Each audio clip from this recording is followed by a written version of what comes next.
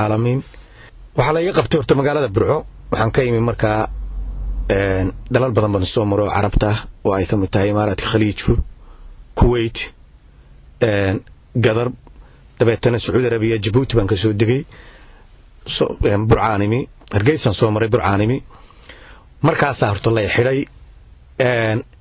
laakiin waxa khayrkay halgan dheer buu ahaa rag badan ayaa ku shahiiday oo ku dhintay oo dagaal xarbiya galay anigu nasiib waxaan u yeeshay inaan dagaal jeela galo xabsi la igu xidho Burca la iga qabtay Burca markii la iga qabtay habeenkiiba waa nala qaaday 3 nin baan ahayn Hargeysa nala geeyay 3 xashaan lagu hayay Berbera nala keenay haddana Berbera diyaaradda laga saaro xamar waxaan si aad u la yaabsanahay habeenkii godka markii la geeyay godka meesha la yiraaho heeganka ninkii haysta Cabdillaahi Ismaaciil Cirro wasiirka dakhiliga maanta ka Soomaaliland ayuu ahaa waana ninkii shirooyinka bahalaan ugu riday Salisk dana maanta wuxuu u nasiib u yeeshay inuu isagu noqdo wasiirkii dakhiliga ee dalka Soomaaliland la yaab maayo waayo riyaale laftiisa iyo Cawl Cali Ducaale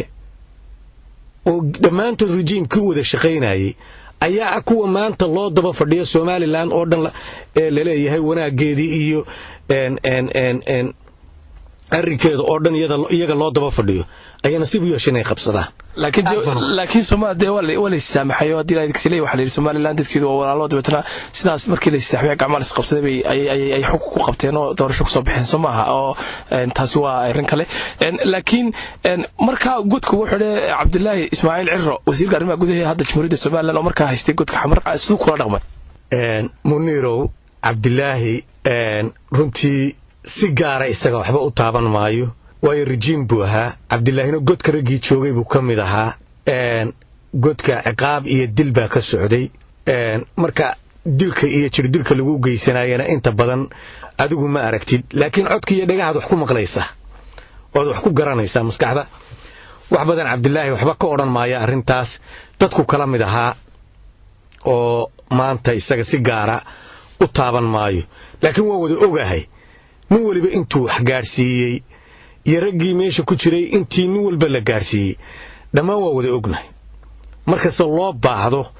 ayaan iyadoo qoraal ah iyadoo warbaahinta ku jirta nin waliba wuxuu lahaa laga sheegay waxaan sa taabanaya wan Cabdillaahi inuu heegan ka lahaa inuu madaxdii godka kamid ahaa inuu maantana wasiirka dakhiliga nasiib u yeeshay inuu noqdo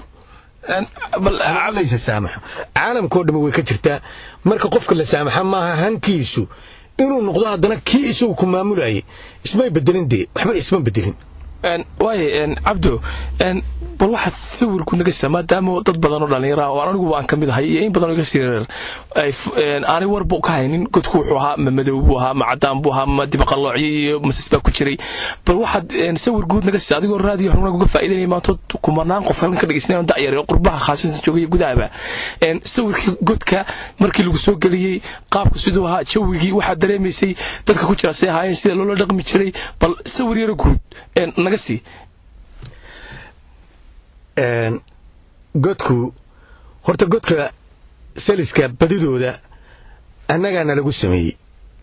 hore uma jirin toddoba sal baa ka jiray markii hore laakiin dhowr iyo 20 ku dhawaad bay noqdeen 20ka ku dhawaadka ragii isaaq ee meesha ku xareysnaa ayaa loo sameeyo lagu sameeyay meel madow bay ahayd meel hangar weyn gudihii ka sii dhex dhisan albaabka aniga laftaydu godka waan soo galo waqtiyada xilliyada qaarkood waan arkay laakiin maan moodi jirin meeshan bani aadmi inuu ku xiran yahay qof soo galo oo u qaadan kara in bani aadmi ku xiran yahayna ma jirin sababtuna ay tahay aqal albaab weyn oo iska ballaqan ba hoostiisa dadku ku jiraan oo qof waliba sal gooniya ku sii jira meel madow bay ahayd habeenkii Cabdillaahi markuu igu riday nin baa lay gashay qalbu ku jiray ما نركين أنا أقول لكن سووا يركي مشوا يمدوبيد مركي وسوق عن سوق لي وأن تاجنا هاي بيقول ورصافر يسوع تصبحنا وهيستار قبع بكسينا هاي رنتي تبدنا وحن المقف باتح هابي يقول kuma arka maadhimeed adigu ay aragtaa wuxuu yidhi haa waxaan idhi halkaan fadhiistaa markaasuu halkaa aad taagan tahay fadhiiso halkii baan kadaloobsaday su-aal bay weydiye wuxuu idhi waqooyi baa lagaa keena markaasaan idhi haa markaasuu yidhi mayaad jabhadaha ku shaqa leedaha markaasaan kumaba arkee maxaad i weydiinaysa ma jin baa tahay ma insi baa tahay markaasuu yidhi qofka halkan la soo gasho waa la dilaa